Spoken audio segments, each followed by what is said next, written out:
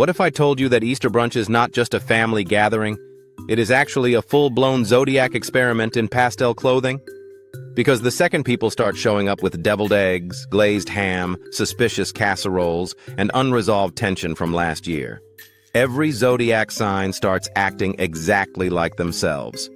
You have Virgo stress cleaning the table like the president is coming over. You have Aries treating brunch like a competitive sport. You have Gemini spreading confusion for entertainment. And Scorpio? Scorpio is not even saying much. They are just sitting there drinking coffee and silently collecting material. So today, we are breaking down Easter brunch by Zodiac sign. From the early morning preparation panic, to the seating chart warfare, to the egg hunt chaos, all the way to the post-brunch collapse. Because no matter how holy the holiday is supposed to be, once the family gets together, the Zodiac always tells on everybody. Welcome back to the channel, where we mix humor, astrology, and a little bit of uncomfortable truth. And today, we are exposing exactly how each Zodiac sign behaves at Easter brunch. Let's start where all family chaos begins. The preparation phase. Before a single guest even arrives, the house is already operating at Zodiac maximum. Virgo has been awake for hours. They are fluffing pillows, aligning silverware, and adjusting the organic linen napkins until every fold matches with military precision. Virgo is not hosting brunch. Virgo is producing an event. And if one napkin is slightly crooked, they will notice it from across the room like a hawk spotting prey. Meanwhile, Gemini is on their phone sending a group text that somehow creates more confusion than clarity. Running 5 minutes late. Actually 10. Wait, are we bringing dessert or not? Also, who's parking where? By the time Gemini finishes, the entire family chat is in chaos. 2 people are arguing, 1 aunt is lost, and nobody knows what time brunch actually starts anymore. Then comes Cancer, already emotional before noon. Cancer is in the kitchen, holding a cracked heirloom deviled egg plate like it's the tragic symbol of everything fragile in this life. They're trying to stay strong, but the music is soft. The memories are rushing in. And now they're blinking back tears over ceramic. Of course, Leo is still not fully ready. Not because Leo doesn't care, but because Leo cares deeply. Leo is in the mirror making sure the hair is right, the skin is glowing, the outfit is festive, and the overall energy says, I casually look amazing without trying, even though trying is exactly what happened. And then there's Capricorn, standing over the grocery receipt like a financial analyst. Capricorn is calculating how much was spent on the ham, how many people are attending, the cost per plate, and whether this level of spending actually produced acceptable value. Brunch, to Capricorn, is not just a meal. It is a measurable investment.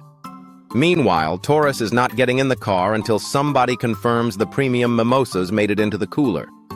Taurus does not play about comfort, quality, or a properly curated brunch experience. If the drinks are cheap, the croissants are dry, or the fruit tray looks lazy, Taurus is already disappointed and brunch hasn't even started. And just like that, before the front door even opens, the Easter tension is already fully alive. Now everybody's arriving. The outfits are pastel. The smiles are fake in at least 3 cases. And suddenly one of the biggest challenges of the day appears. Where is everybody sitting? This is where Libra begins to unravel. Because Libra wants peace. Libra wants balance. Libra wants everyone comfortable, happy, and aesthetically placed. But how exactly do you seat 2 exes? One dramatic cousin, a passive-aggressive aunt, and that uncle who turns every dinner into a debate nobody asked for. Libra is out here trying to preserve diplomatic relations like they work for the United Nations. One bad seating decision, and the whole table could collapse into whispered insults and awkward silence. Meanwhile, Aries skips all discussion and just takes the head seat. No vote, no hesitation, no grace has been said. Aries saw the power seat and claimed it on instinct. Because in Aries' mind, leadership is not something you discuss. It is something you physically demonstrate before anyone else gets the chance. Then, in the corner, you have Scorpio. Scorpio intentionally chooses the seat with the best angle of the entire room. Not too central, not too hidden, just enough to observe everything. Scorpio is sipping black coffee like brunch is an interrogation room. They're clocking facial expressions, weird energy shifts, strange couple dynamics, and every sentence that sounds normal but definitely means something deeper. Scorpio may not speak much at brunch, but make no mistake, Scorpio leaves with the real story. Somehow, against all odds, grace is said, plates are filled, and for one brief shining moment, it looks like peace has finally arrived. That peace lasts about 12 seconds. Because Sagittarius suddenly launches into a loud, graphic story about the time they missed a flight in Bali. Nobody asked. Nobody was prepared. But now the entire table is hearing about airport security, bad decisions, a stranger named Luca, 2 flip-flops, and an incident that definitely should not be discussed around the children.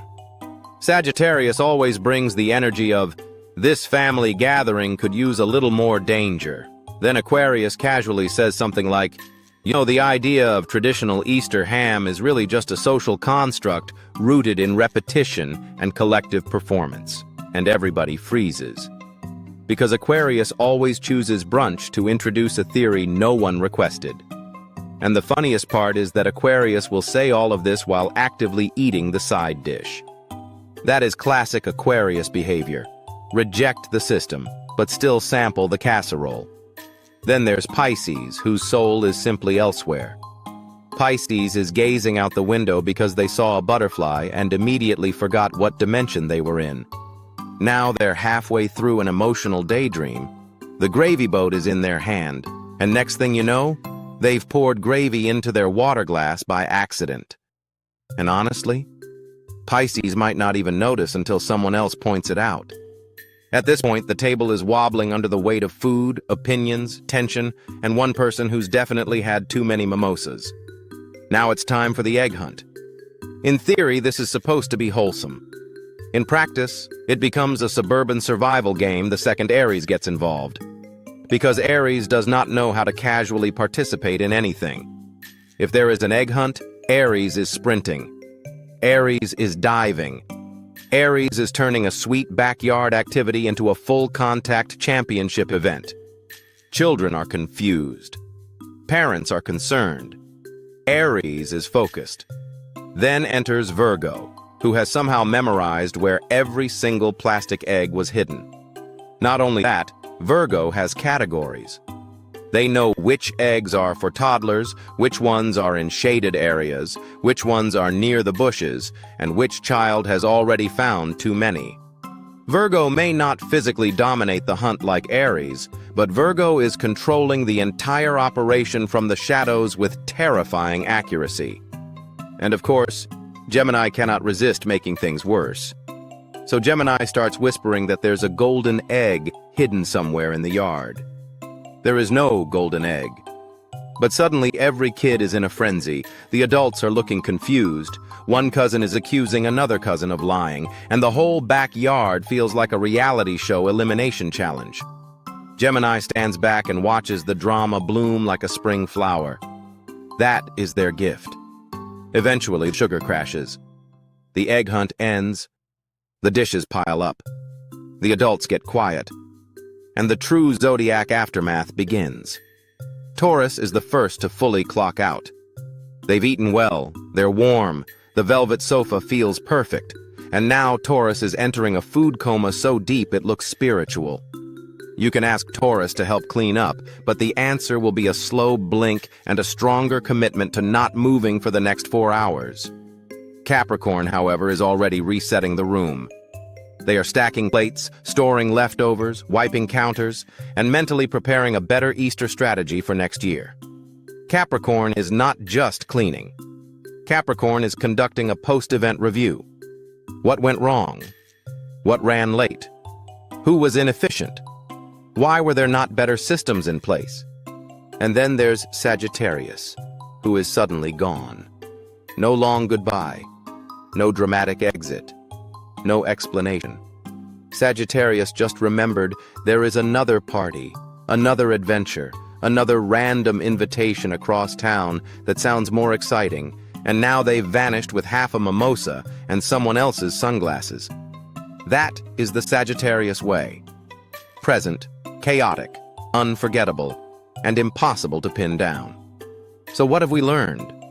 We learned that Virgo is the unpaid event coordinator of the Zodiac. Gemini is the chaos intern. Cancer is holding the emotional center together with a cracked serving plate and pure love. Leo is the visual presentation department.